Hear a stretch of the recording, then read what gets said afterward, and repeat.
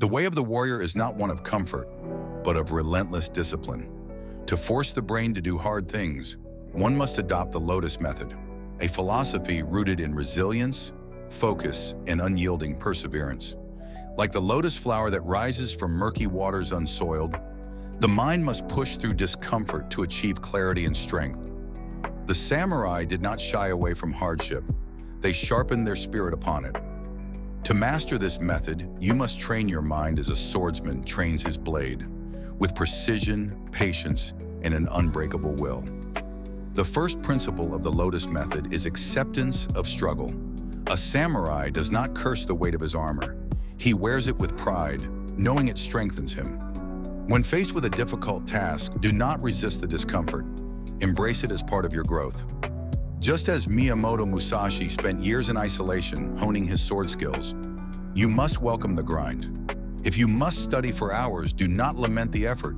See it as forging your mind into a sharper weapon. The second principle is ritualized focus. The samurai did not enter battle unprepared. They engaged in zanshin, a state of total awareness. To force your brain into hard tasks, create a sacred ritual.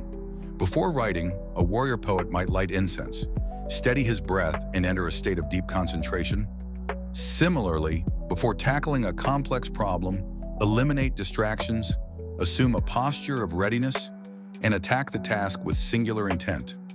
A modern example: a programmer disabling all notifications, setting a timer, and coding without pause for 2 hours. This is the way of focused discipline. The third principle is small victories as stepping stones. A samurai does not master the sword in a day. He trains in increments, perfecting each strike. Break hard tasks into smaller, conquerable parts. If writing a book feels overwhelming, commit to 300 words daily like a warrior practicing his cuts. Repetition builds mastery.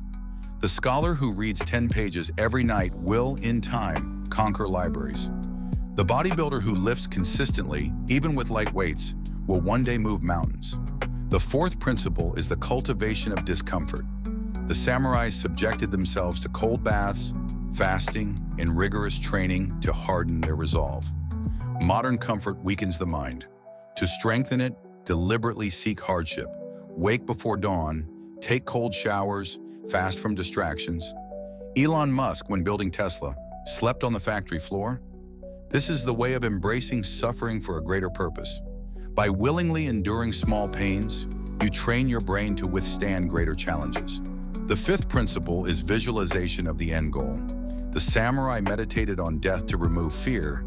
They envisioned victory to fuel action. Before a battle, they would see themselves striking down the enemy with perfect form.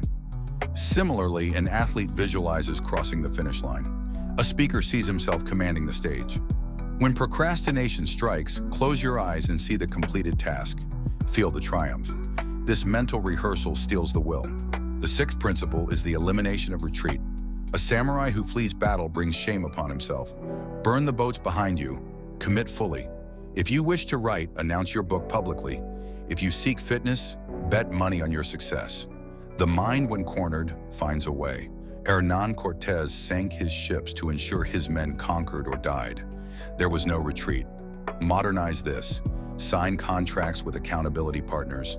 Make failure more painful than effort. The seventh principle is the embrace of failure as a teacher. The samurai knew that every defeat sharpened strategy. Thomas Edison did not fail 1,000 times. He learned 1,000 ways not to make a light bulb. When a task feels impossible, analyze your mistakes like a general after a lost battle. Adjust, adapt, and attack again. The eighth principle is physical mastery supporting mental endurance. The samurai trained their bodies to endure so their minds would not falter. Exercise is not optional. It is the whetstone of the will. A tired body breeds a weak mind. Jocko Willing rises at 4:30 a.m., runs and lifts. His discipline in the physical realm spills into his mental fortitude. The ninth principle is the power of the why. A samurai fights for honor, not pleasure. When motivation wanes, remember your deeper purpose. Why must you learn this skill? Why must you finish this project? Viktor Frankl survived Auschwitz by finding meaning in suffering. Your why will carry you through hardship. The 10th principle is rest as strategy. Even the fiercest warrior knows when to sheath his sword. The brain consolidates knowledge and rest. Leonardo da Vinci napped in short bursts to sustain creativity. Work intensely, then recover fully. The 11th principle is the death of excuses. The samurai did not blame the weather, the terrain, or the enemy. He adapted. No more, I'm not in the mood. Mood is irrelevant. Action is supreme. The 12th principle is legacy through perseverance. The samurai's name lived on not through ease, but through unwavering resolve. Your hard tasks today are the seeds of your legend. Embrace the Lotus Method. Rise through the mud, bloom unbroken.